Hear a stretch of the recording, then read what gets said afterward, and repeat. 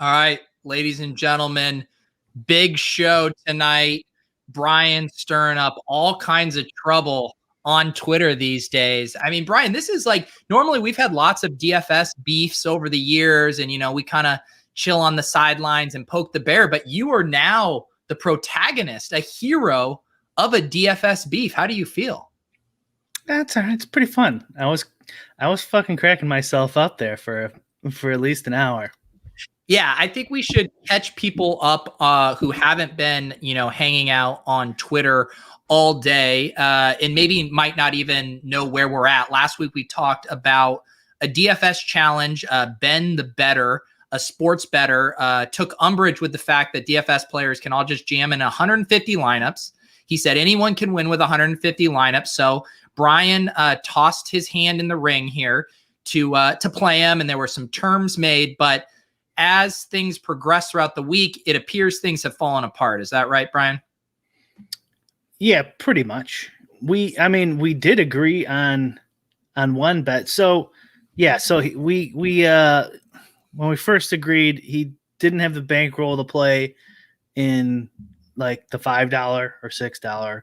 So then we started trying to come up with ideas where we could actually do it. And we came up with the idea of he enters like the quarter arcade or whatever, the mini mix, and we just take the CSVs and match him up later on. Yeah. And then whatever he would get in there, he would get. Were you going to be doing the manual work on that? If I had to. Yeah. And I mean, that takes some time for 30 slates to do, right? Yeah. Yeah. And so I was trying to figure out how much he wanted to bet, in the beginning. And he's like, I'm looking for backers, blah, blah, blah. So I honestly didn't think it was going to, I could tell already. I'm like, it wasn't going to be that much. Yeah. But I thought like, maybe I could do that, get some side action, get some side bets going, and maybe a sports book posts it. And they're not going to let you bet much on it. I'm sure the limits are tiny. And I'll add it all up, and then it's worth spending time on. What was like the minimum amount? It just total across all those things, side bets, that would have made you, feel like it was worth all the hassle? Probably less than it would now. I probably would have done it for 10, maybe. That's $10,000 for people at home. I thought like 20,000 was fine. Like I figured I'd get like 5 out of him, a couple in the book maybe. And then somebody would probably, and then maybe somebody would bet me 10 or 20. Ricky D almost bet me. Yeah. But he didn't know all the rules. Yeah. I mean, how in crypto they talk about like smart contract risk. I feel like betting on Ben the Bettor, there's like contract risk and him even just finishing the challenge and playing over. Like, imagine the risk for Ricky D if Ben the Bettor has $600 on the line and is just maxing out the quarter arcade or whatever, and then Ricky D has $50K on the line. Like, those incentives are not aligned properly. Right. Yeah. Right. And I told him too, I wouldn't bet him if he was going to help him. Yeah. Because there's an obvious conflict of interest there. And so I thought a reasonable conclusion, me and you DM'd a little bit on this after, he told us how much he's got the bet. And I'm like, well, let's just bet that on the other thing he agreed to, which is would he just be plus EV in the whatever he enters, quarter, arcade, mini, any 150 on DK, I could care less what it is. Yeah. 30 slates. Yeah. And then we'll just say he's looking for backers. I'm looking for side action, and we're waiting to start it. So he doesn't look bad. You know what I mean? Like, we were trying to be cool.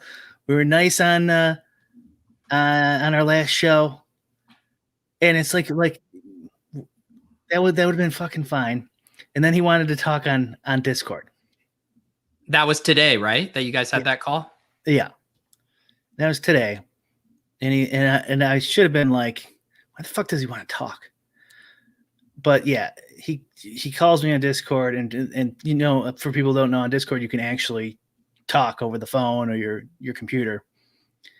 And he is real. He does exist.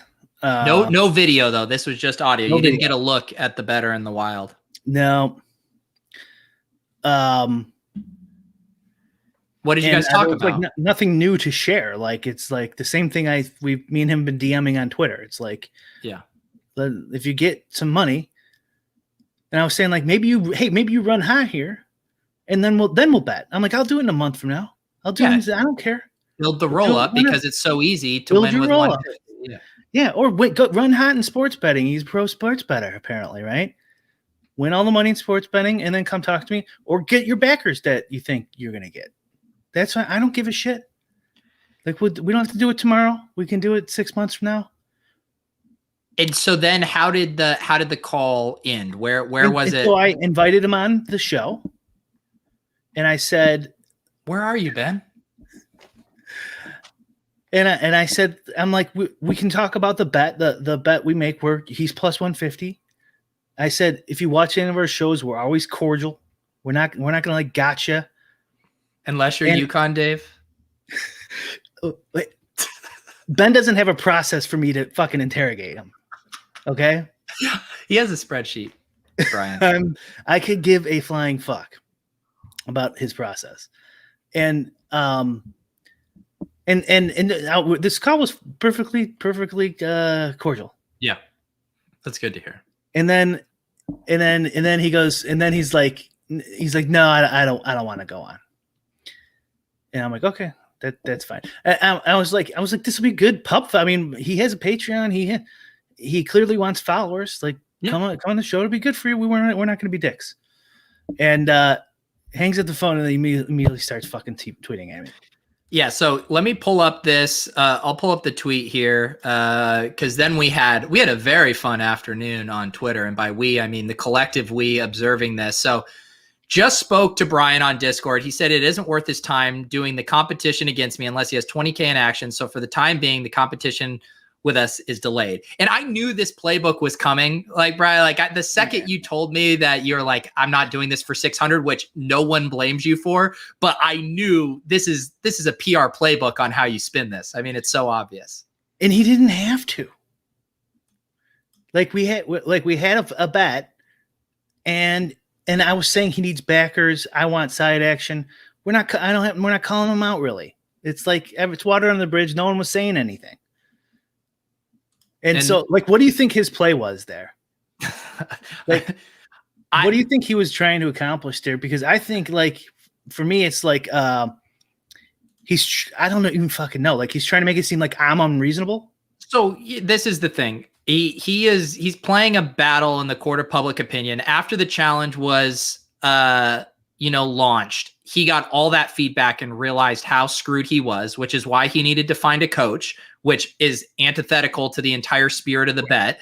And now this gave him just the tiniest window to kind of push, because there was no way this was going to work out well for him. I mean, if he can't get any money, no one's willing to back him. He's not willing to put more money to his name. He's not willing to spend more time building up his role. What's the one thing he has? You saying, I don't want to do it under these conditions. And then he can just push that angle, which is hilarious, but he has that slight opening and he's going to run with it. And then you call the person so I can't screenshot from the DMs. Right. You call him and then go, he said this. And I could tell this is one of the more savage tweets you will see Brian do.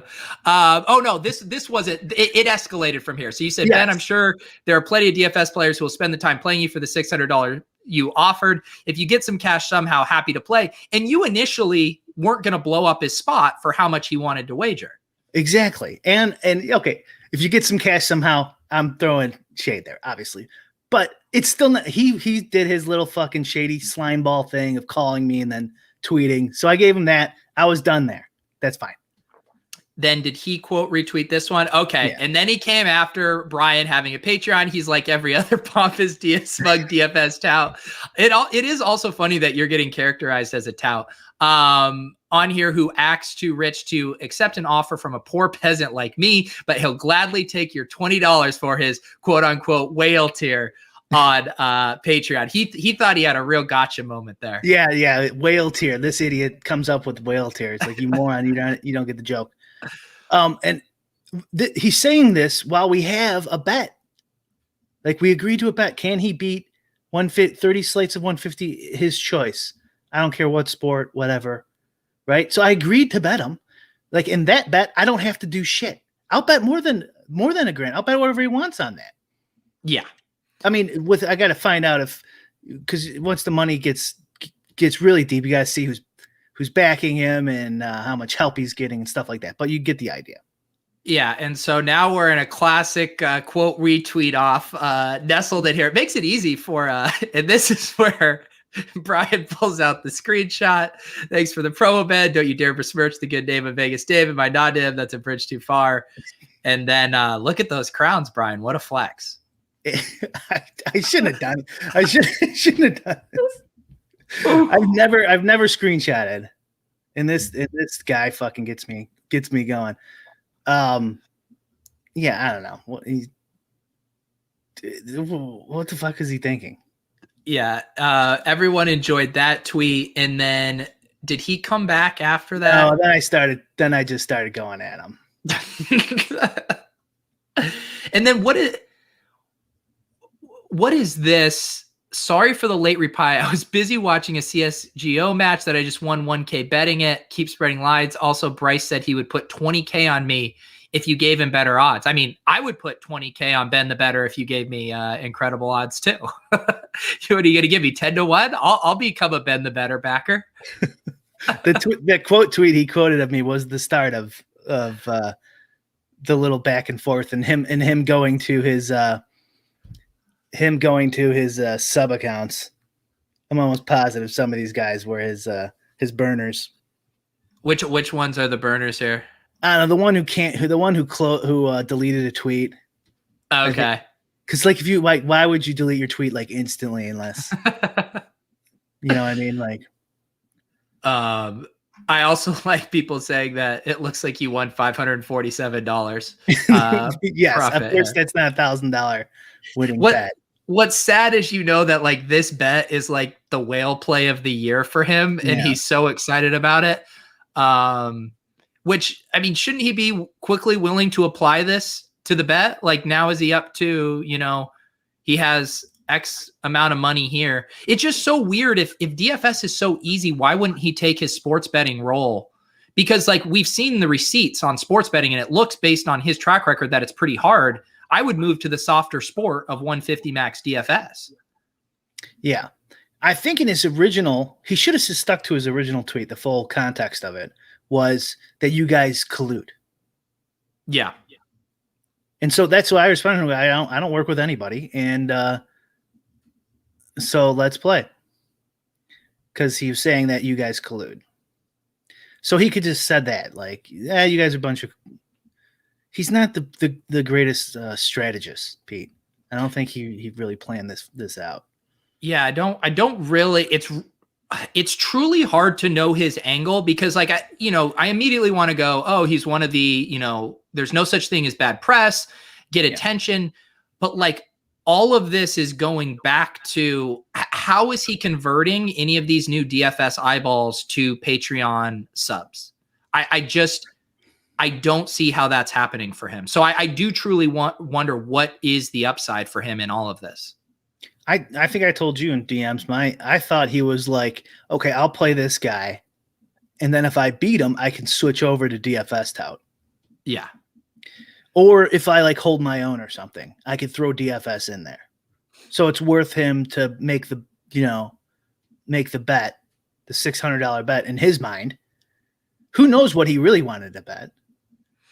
I feel like Ben, the DFS player, just doesn't have the kind of alliterative kind of ring to it that Ben the Bettor does. I'm just not sure how that crossover would work. Good point. Yeah. He might struggle. You never know. BTM is wanting to get intel on Ben the Bettor here. Did he seem like a young guy, Brian? Tell us about his voice. Paint a picture for us. I'm gonna say 5'8".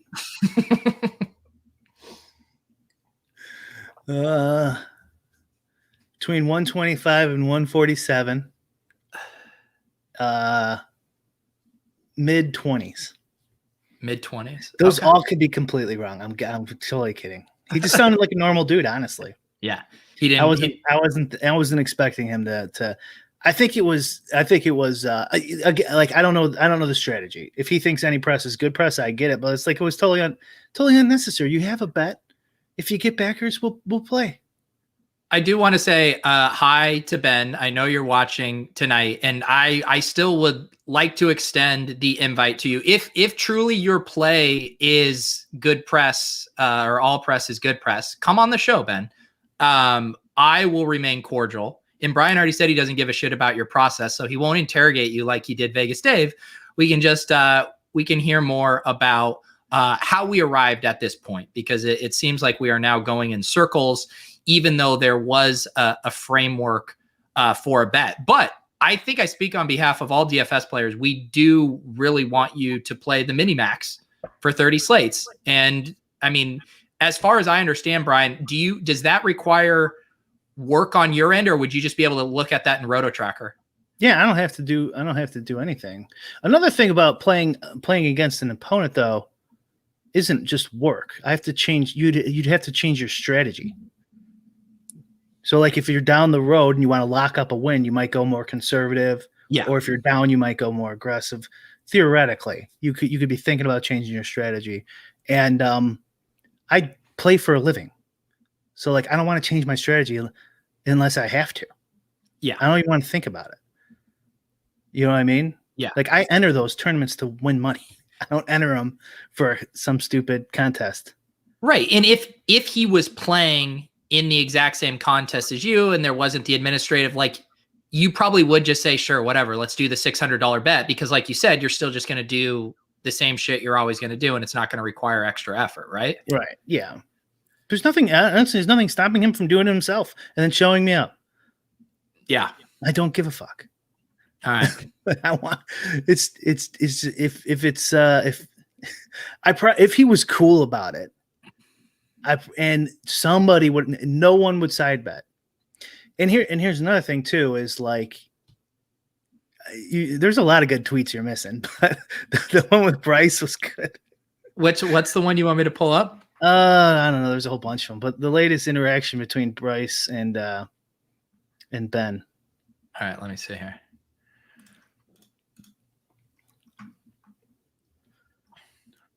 I never said that, and I'm not betting this. Go to the top, right? Go to the top. Top of what? No, okay. Go to go to the top. I'm sorry. So Bryce, he said Bryce would put up the 20K if he gives me better odds. Right. So I said I'll do it for the 175 against Bryce, but I do not want to bet against the guy coaching him. Yeah. Right. It's a stupid move, like for obvious reasons. But whatever. Bryce seems like an honorable gambler and a straight shooter. So I'm like, whatever. I'll keep the 175, even though he's his coach, and I'll still fucking do it. And then he goes, I never said that. And now that this dude a conflict of interest, which I think he said before already. And then you said you do it for 200 plus 250. And I said this in the Lulz forum. It's like he's gonna lose his mentor. Like he's calling his mentor the only shot he's got. He's in a Twitter beef with.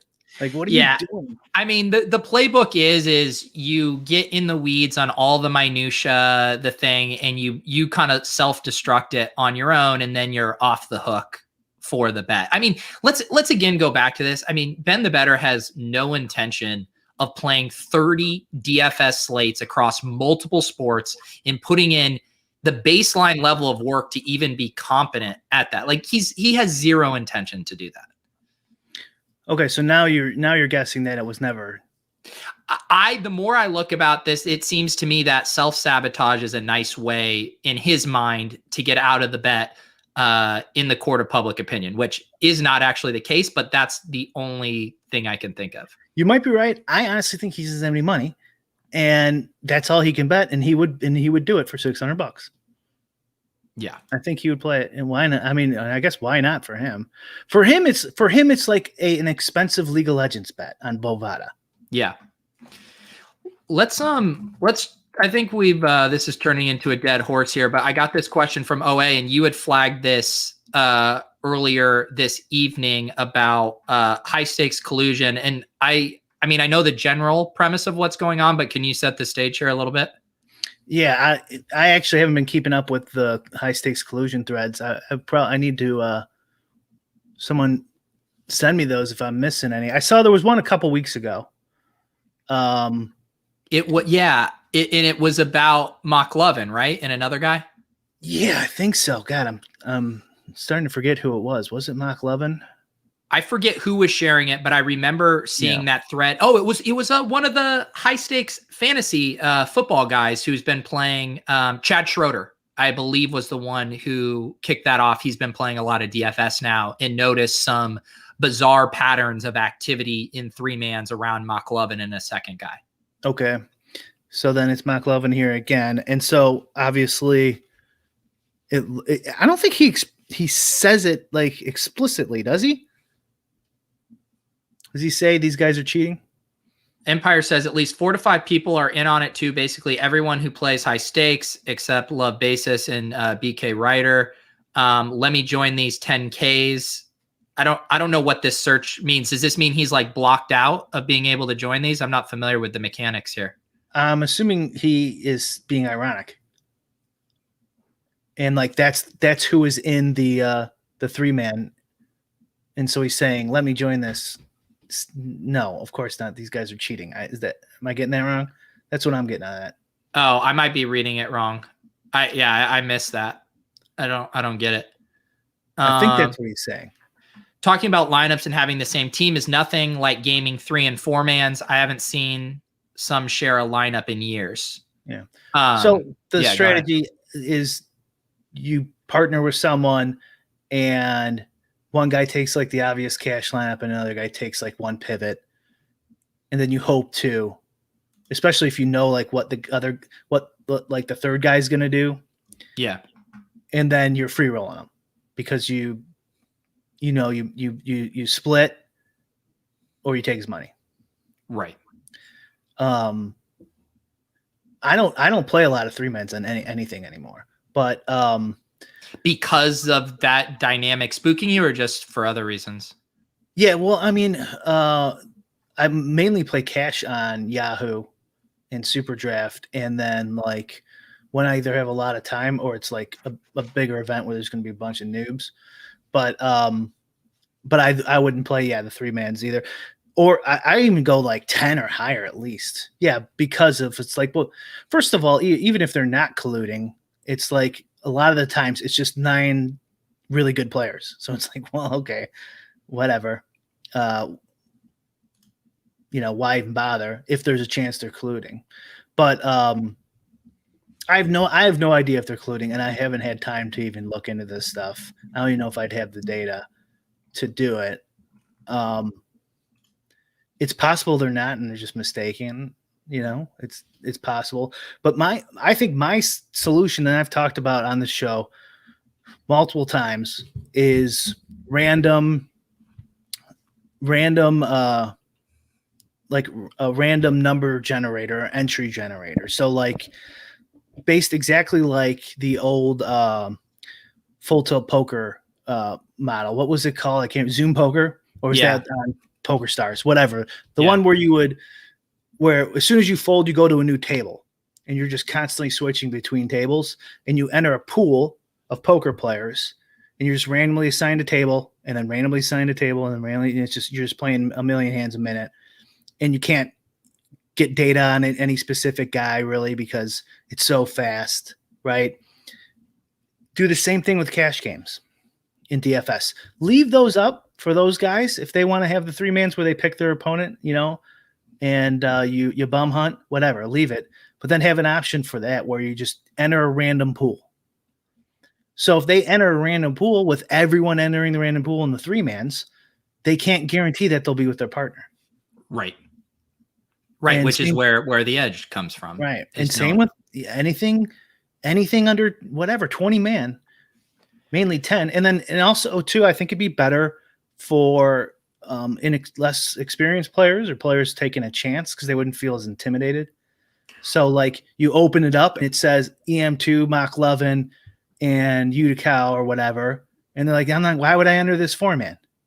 Why would I enter this? But if it's just a pool, what and why wouldn't you I love that idea. Why wouldn't you even extend that to like head-to-heads where you say which one you want and then you get randomized with opponents and also based on like experience levels and what have you, and that's part of the experience. It seems like that would be a great solution.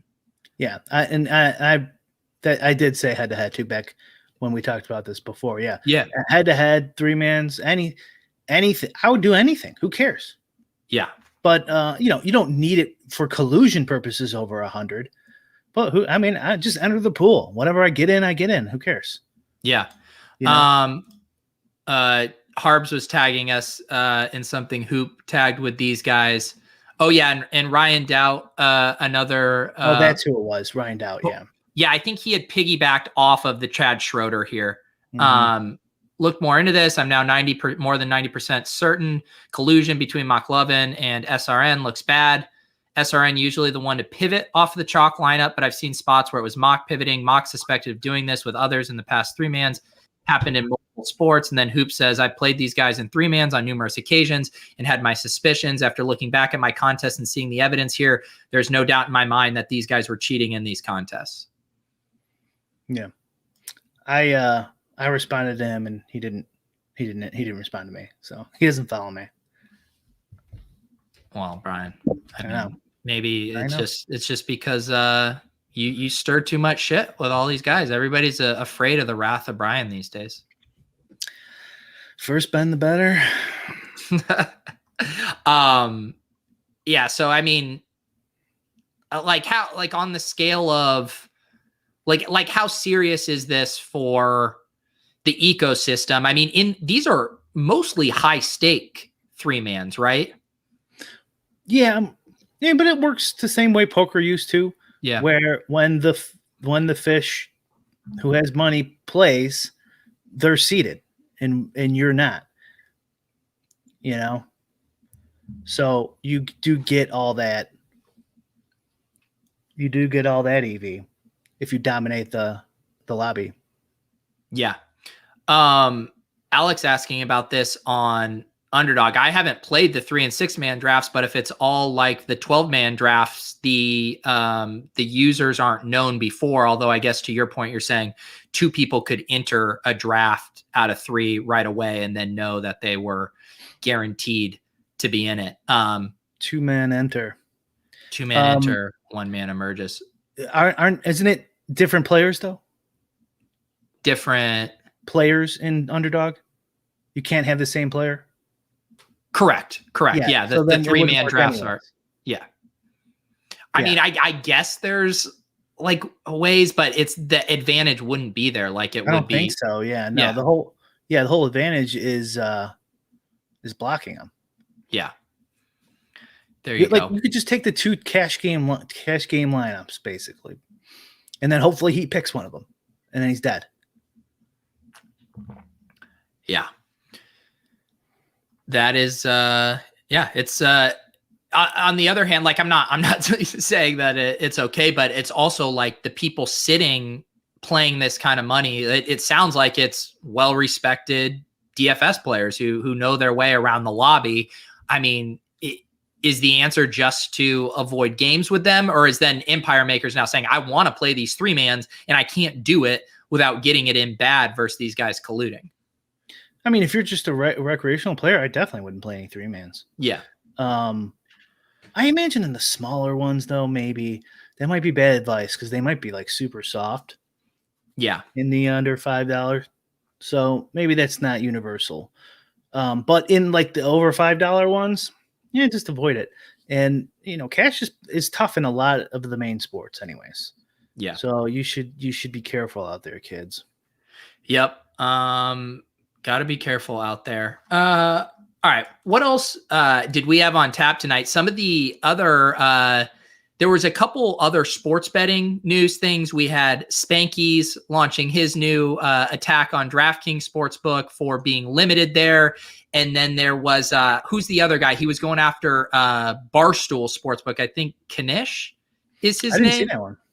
Yeah, he was going after them because I believe he got limited very quickly, whereas like the Barstool's whole mantra of how they promote their sportsbook is we'll never ban anyone, yada, yada. And now this isn't a new dynamic whatsoever of sportsbooks exercising their rights to limit bettors. Do you think, and we talked about this, right, where it's like, wasn't your thing like until some like billionaire lobbyist like takes this up as a cause, like nothing's going to change?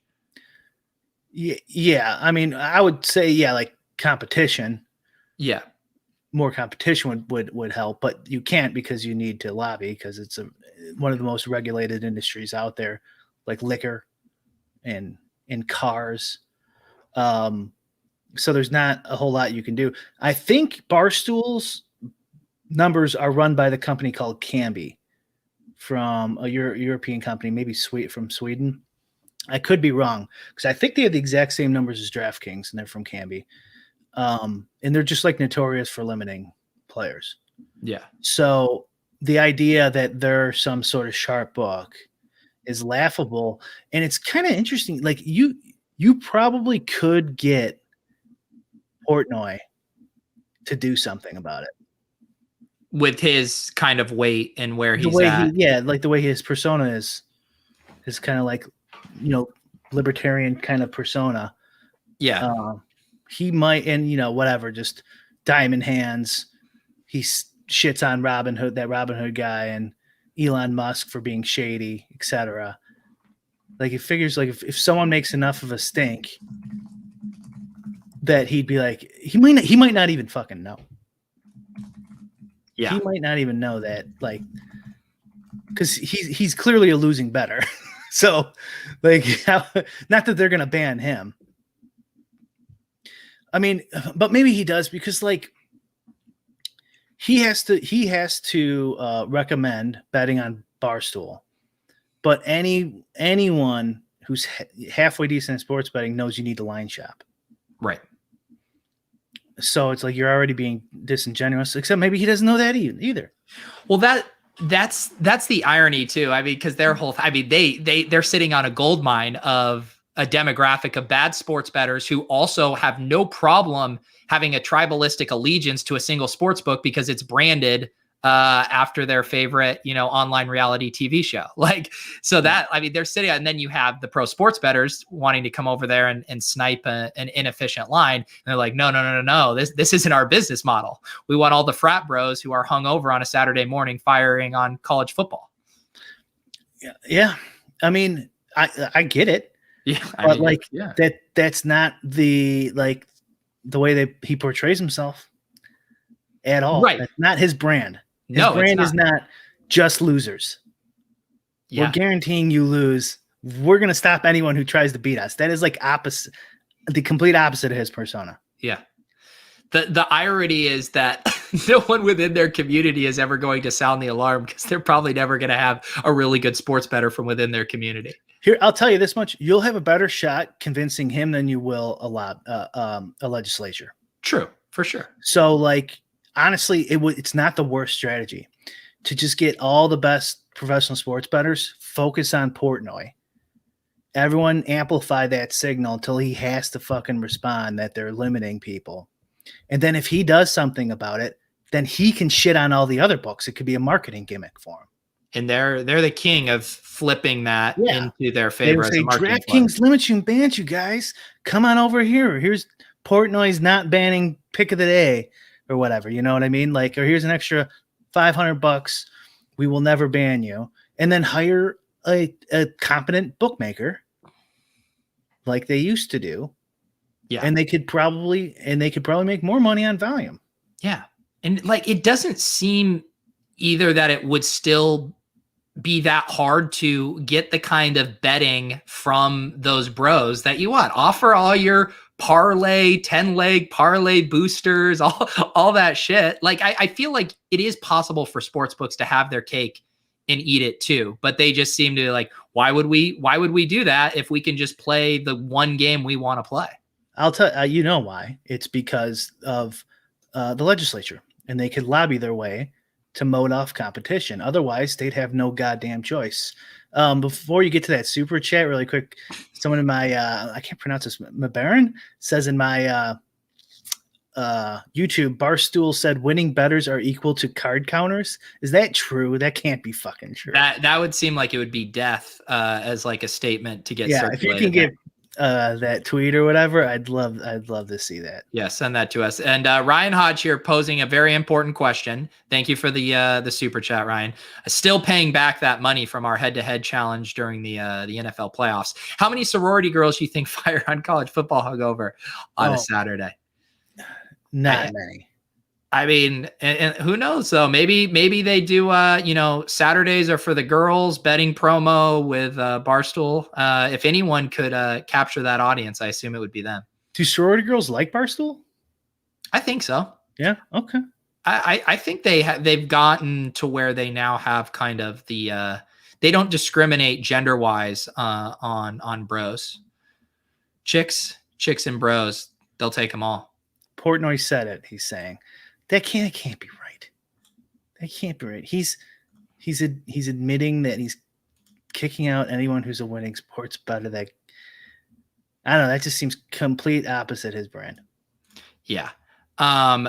Let's see here. They called Knish sort of a card counter, so which is such like a ridiculous analogy. Okay. Yeah. That's interesting. You got to hit him harder. He'll come. Remember, he wouldn't buy Bitcoin for like a year or two. Yeah, and he does. Like the one thing about him is he will. I mean, obviously, he has a massive platform, a bully pulpit, but he hears like if you have like some level of a platform and you go like he hears it and he'll reference it and it gnaws at him because I think there's this combo. And like, I know the feeling a little bit, like you have the choice. Do I want to turn this into content or is this actually just bugging me so much that I can't help myself in talking about it? And so I do think that's a good strategy. If you got that, where's the bettor collective, the betting collective with Rufus? We need to get Spanky, you get Knish, you get Whale Capper, everybody going after Portnoy. Eventually maybe the sounds can do something. Anyone who gets limited on prop bets, you immediately get on in the thread or whatever and tag Portnoy. Like we've outlined, I don't know how long ago, like what I think it would take to like work to put together kind of like a lobbying group on behalf of the gamblers. And it would be like super expensive and very little shot of winning. It's like at least 10 grand a session in Illinois in Springfield per lobbyist. It's crazy. And so you got to do that across the country. And that's just lobbying. You need to get the newspapers on your side and you need to get litigious. There's like a whole bunch of stuff you'd have to do. And people are just used to assuming that it's, it's just like this old Puritan value. It's like, no, gambling should be regulated. Gambling should be regulated. So they get to do whatever they want. Yeah. They have no right to do any of this. Like you've just been trained to think that they do. Yeah. But this is the clip that Knish was talking about. all right. How about some guy came at the sportsbook? I think he was a big gambler in Michigan. Yeah, I didn't pay much attention to that, but they're sharps. Think of it as like a card counter. Mm-hmm. That we did a bad job from seeing like the Penn response. We like, we don't recreational gamblers. You can't have card counters. That's universal. The equivalent of a card counter. Well, yeah. Who is it that way? I think Dana White and Affleck are like banned from playing blackjack at a bunch of casinos. Like that's kind of what I know happened. Affleck was. I mean, we do these promos that are meant to give players great odds. But then there's a group of people who use those odds, can bet them both ways, multiple accounts, things of that nature that guarantee you win. Not illegal, theoretically, illegal with terms and conditions of what we say, but that's how you go bankrupt, allowing that type of behavior. How much does it suck for you being on the other end where you know you don't want people to get fucked and you want to be for the player, but it's kind of, you're kind of in a tough spot. Yeah, it sucks a little bit. That I don't feel bad about at all. And anybody who knows how this works, there is no other sports book that has as huge a player advocates as Penn does. Like Dan and I bet as players, we don't get any special treatment, and we fight tooth and nail for every advantage that a player can get. But we don't do what they're doing, which is multiple bots and this and that, and guaranteeing we're trying to pick games like normal humans.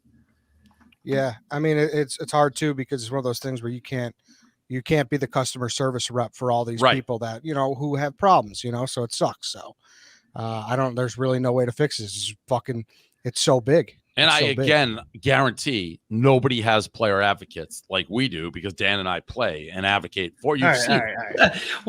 How since when does playing equate to advocating for the players? Am I a DFS advocate because I play? And these pro bettors are taking advantage of their little $20 max bonus bets. That's how they're making their money. Because all those little stupid bonuses that like the bonus bet things, like plus 125 is now plus 200. They're like $50, $20 max. And a lot of the multiple accounting is because they ban them. So they have to like open the account under their cousin's name and shit. And I've seen videos of Joey Knish. I believe he attempted his own push-up challenge around the Bales time, and although his form was atrocious, but he doesn't strike me as a guy that's using multiple bots to arbitrage a single line at the Barstool Sportsbook. I might be going out on a limb saying that, but he doesn't strike me as that guy. And it's complete horseshit. This would be worth someone's time and effort. I'm not going to do it, but I could document. I'm not using any fucking bots, and I'll just bet your props. And you will fucking limit me. I guarantee it. Yeah. Like what does he say? That already happened to you at other? Yeah, Happy Bet Rivers. I have a Barstool account. I just haven't. I haven't been using it. Yeah. Yeah. After I got limited, I stopped. I got limited on 2 sites, and so I slowed down. And I'm gonna go back. I'm just wondering when I'm trying to figure out how to disguise my play a little more. What? Yeah. You're trying to lay low for a little while? Yeah, like how do you disguise your play a little bit so you don't get banned as fast and stuff like that? Get in on some of the bets with the sorority girls on Saturdays, and you'll hide your true identity there. You have to take some overs and take some actual big markets like football and just suck up the minus EV. And I think there's some other ways to do it, but they eventually will get you either way. But that's just so fucking ridiculous. He clearly was just talking out of his ass. He was just making up things. He had no idea what Knish was. I think he's purposely conflating multiple styles of bettors. So he's conflating like bonus hunters. Yeah. Bot like Spanky's outfit, right? That do use bots. Yeah. Right. He's conflating. He probably listens to their podcast, and that's where he's getting some of this. So he's conflating like the bonus bettors, the Spankies of the world, and then people who they've kicked out and then had their cousin go on, and then combining them all into one person and calling them a sharp. Yeah. But you don't need to do any of that, and they still will fucking ban you. Yeah. So yeah, he can just wave it away, and of course, I'm sure there's some cognitive dissonance there because he's like he knows he's a fraud, like in that aspect of being a player advocate, and then he's like, okay, so I got to make these guys seem like the biggest scumbags in the world. And by the way, kicking out card counters is not a good thing. Like people want to be card counters. People like that and enjoy it. And it's a cat and mouse game. between the casino and the player. It doesn't mean that you kicking them out is good. Yeah. Like who's like, oh yeah, card counters, fuck them. Like everyone, how many people do you go to a casino and they're like, you could hear them go like 4, 3, 6, you know, I'm like, sure, pal. Sure you are. Yeah. You know what I mean? Like everyone who fucking sits down thinks they could do that. Yeah. I don't get it. I don't even get that line of argument. And also, like you were saying, his co-host goes, yeah, you're kind of in a hard place, which is actually very true. Like your brand is being this man of the people, all of this stuff, and yet you're okay enforcing these rules. And he quickly changes. He's like, yeah, it is kind of, but no, we were never going to allow this stuff to begin with, you know? So I think it's kind of blatant hypocrisy, but I don't think, again, from their core demographic, I don't think anyone gives a shit. Because the way he framed it. Yeah. And they trust him. But if you hammer him enough, it's amazing that they even talked about it on their show. So like if the people keep hammering him with evidence and go, I'm not a bot. I'm just a dude with a spreadsheet. I'm just Ben the Better. I have a Ben the Better Patreon account. Okay. Don't ban me, bro. Don't ban me. You should do that. You should do that as a content thing. How long would it take you to get limited at the Barstool Sportsbook? Yeah, I publicly say that, like, and just hammer props. Yeah. And do what you were saying, where it's like, I'm not using a bot. I'm just betting lines. Like, I mean, that's what you did at Bet Rivers, right? Like, you're not doing any like arbitrage on the same book stuff. You're literally looking at your projections and betting lines that you think are soft. Yeah. Maybe I will. The NBA season's almost over. Yeah. Harbs, you just described what Brian and I are together combined. The play is to be an influencer who is actually sharp but acts the part of a dumb bettor and makes vlogs to a big audience. So Brian does the smart, sharp sports betting, and I'm the influencer who looks like a dumb bettor and makes the vlogs. I mean, we got the makeup right here to pull off this gambit, Brian. There you go. Man, disappointing Portnoy. Yeah, he was your boy. You love that guy. Exactly my boy. I've never actually even listened to their show, anything on Barstool. Not that I shit on it or anything. He seems funny to me, but like, yeah, I've just seen his like Twitter stuff, like his fundraising, and I don't know. Honestly, I don't know a ton about him.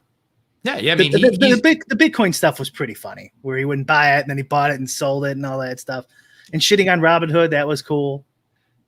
Yeah. No, I mean, he's good at feeling the kind of reading the room and knowing like which side to take in a way like that the most people are going to cheer for him. He's good at picking his spots like that. I think bots is a fair critique.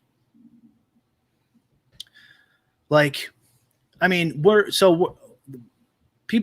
of people don't know anything about sports betting, don't know that like we're still in competition a bit. It's not just the cat and mouse game between you and the casino not getting booted. It's who gets the line first. It's who gets the line first. Yeah. And so like I could see, banning for that. I'm trying to think about, well, I mean, honestly, in a, not to rehash, we've done these episodes before, but in a completely free market, I could say do whatever they want. But in this super highly regulated market, I don't think they should be allowed to, because it's not a free market. It's just a government. It's almost a government private business partnership. It's not almost. It is. Yeah. So like, but I could understand the bot thing. But I think if they didn't ban everyone, they wouldn't have to. People wouldn't need to go open multiple accounts or something like that. And I think that's crazy. I don't know how they even get away with that. Like, it's hard enough getting my money on my personal account, like from these sites. You know what I mean?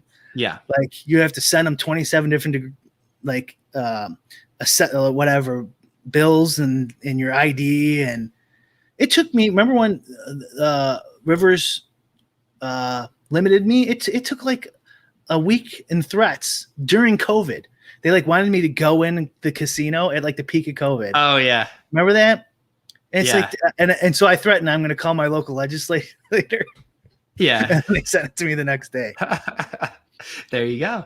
Yeah. There you throwing some weight around. That is, by the way, just a random piece of advice. If you call your local legislator, it actually can help. Like, it doesn't help society anyways, but because they don't really have to do anything. Their secretary it depends on the office, but some of them are better than others. And I'm talking local here. I'm not, if you call Ted Cruz, you're probably not going to get a fucking response. But like, they just call like the legislative liaison from each agency. The secretary does, and says, "Oh, our guy is having a problem with unemployment. Could you look into it, Brian?" I'm like, "Yeah, for sure." Like, there's usually someone dedicated there to like handling that. So like, if you're getting the runaround at customer service, which can definitely happen because they don't give a shit. Yeah, there's no consequences for them. You might want to do that.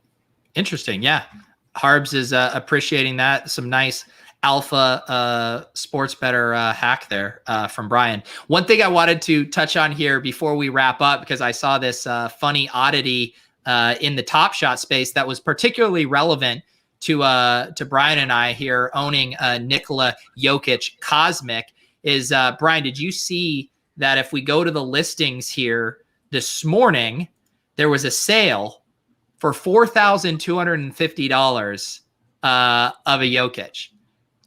I didn't see that. I saw you sent me that message.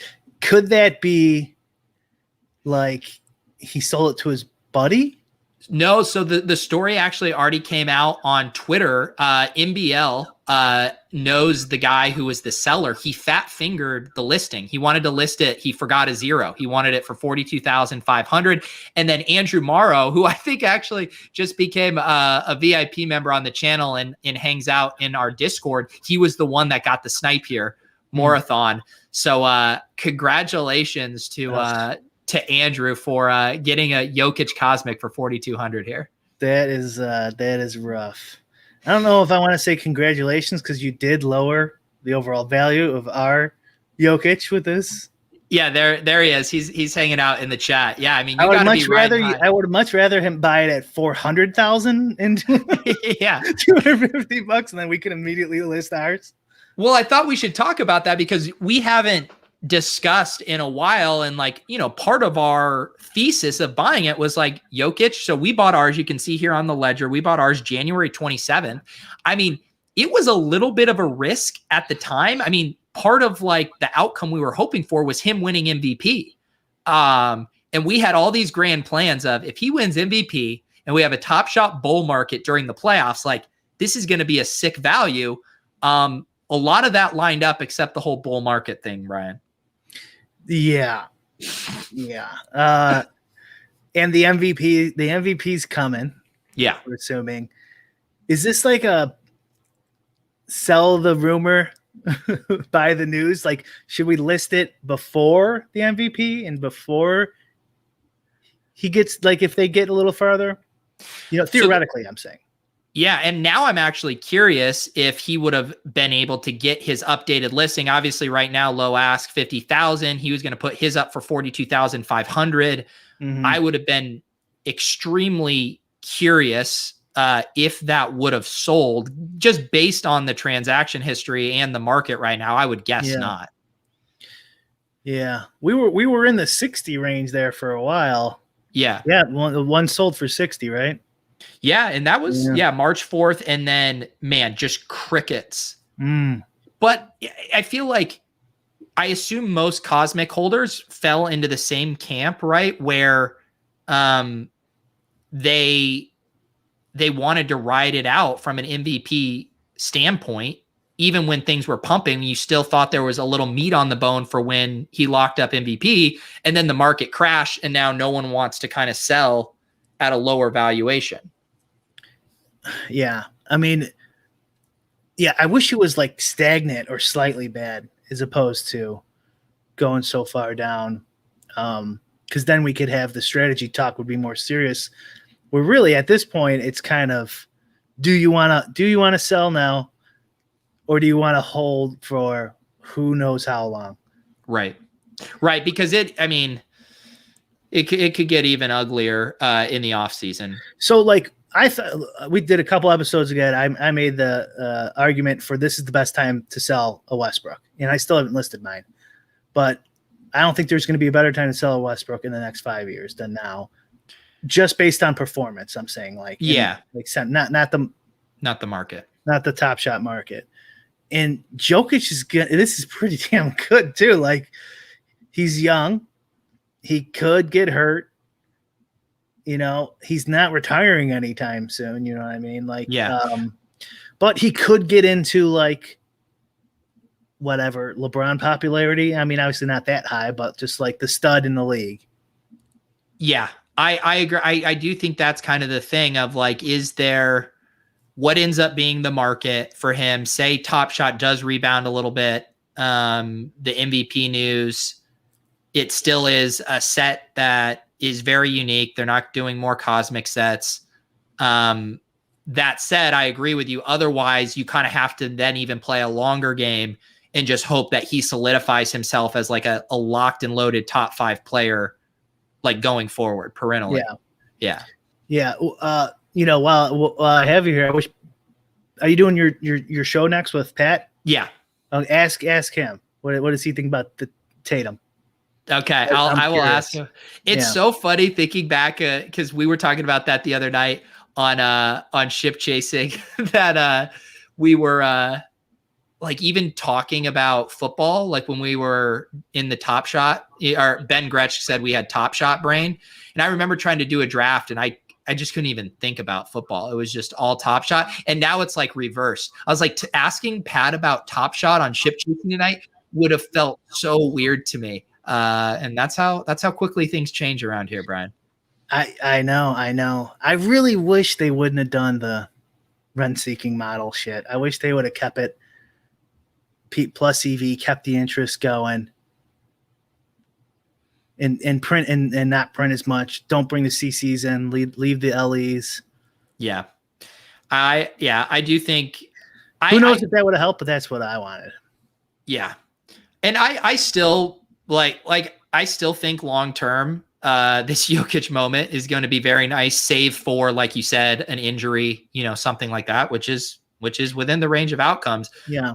But I think this moment is going to age well. We just might have to be more patient than we wanted to be. And there's still the concern of the overall market that I talk about every other show, basically, of what's going to happen to asset prices if inflation does come from the Fed's money printing and low interest rates. Yeah. Like it could be like still hold its value but you know, your purchase price of your dollars is going to go down. So like, I mean, who knows how that plays out, or the whole goddamn thing crashes and then people don't have any money for Top Shots. Yeah. Like they're probably not going to be holding their money in Top Shot. They're probably going to be holding their money in gold, Bitcoin, traditional company stock, foreign assets, maybe. I mean, I'm just guessing, but like I think this is a clown economy, and so I have no idea what's going to happen, but you might want to just get out of this. And look, I only own 1/10 of this. You are the primary voice in this, and whatever you want to do with it, I will be on board with. I don't feel super strong in either direction, so I will be happy to follow your lead. You won't upset me in either direction. What is your lean? Just out of curiosity, if you were had a gun to your head. My lean, I haven't felt. It really just pains me to sell at a loss, and I have just naturally a hodler mentality with stuff. Mm-hmm. And that can obviously burn you and stuff, but I do actually think the Jokic is going to look very good over like a longer 2 to 3 year time horizon. So I would lean toward holding, but I wouldn't even be remotely upset if you're like, hey, Pete, I really want to get out from this. Wait, you think it would go less than what we bought for? It would depend how quickly we wanted to sell. Or, I mean, he was going 42.5, and we had a better rank. And Andrew's already asking us not to undercut him. He's the one that relisted his at $50K. I don't think that's going to sell anytime soon at 50K. So there is another reason to sell is congratulations, you left your job. I did. Some extra cash in your pocket from selling a Jokic, maybe. I hope this isn't a clown economy, Brian. I need it. Yeah. Maybe I should be, locking in some Top Shot profits here. But man, it does not feel like a good time to do that right now. Yeah, I think it's kind of like at its lowest point. I mean, I don't know. Yeah, I didn't watch I started watching your show and I got distracted from yesterday. What did all the guys say? Do they? I mean, they're kind of truthers. You know what I mean? Like they're on board, but like, are they all optimistic?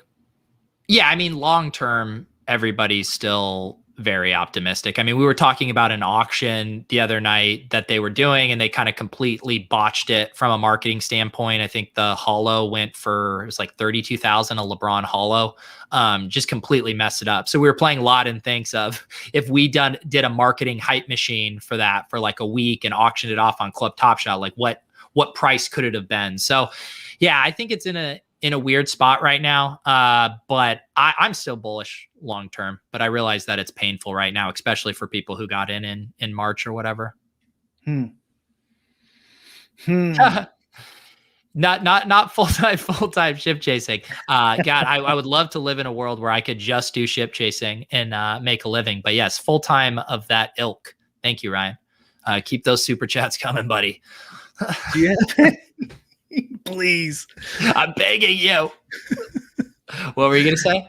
Do you have any surprises in store now that you've... No, this I said this on the Swolecast today. I'm like worried that now everyone's expecting this big thing. I was like pushing it to the max as is. I'm juggling like 6 different projects right now. I'm going to be ramping up and writing the Fantasy Life newsletter every day. So I have a few things that I want to keep pushing, but please, I'm begging you, don't expect some massive new thing from me. And I know I've talked to you a little bit about offline. This is the first time for you without a real. Are you nervous? There's like just the slightest pit of like uncertainty in it, which is like, if there wasn't, that would even be kind of concerning. I mean, part of why I wanted to do this is because it's been so easy for me to coast. And to also just think of everything like this as just a hobby, house money. Like if it's successful, great. If not, I don't care. I'm just doing it on the side. And now I finally have given myself like no excuses. And like, I'm going to force myself to push for edges, push for things and just work harder at making this all happen without the kind of laissez-faire, I don't give a shit if it doesn't work out mentality. I remember in 2008, 9, during the last big crash, like everyone was worried about poker doing poorly, and it was fine. Yeah, I mean the skill level was always getting smaller and smaller. That was the real problem.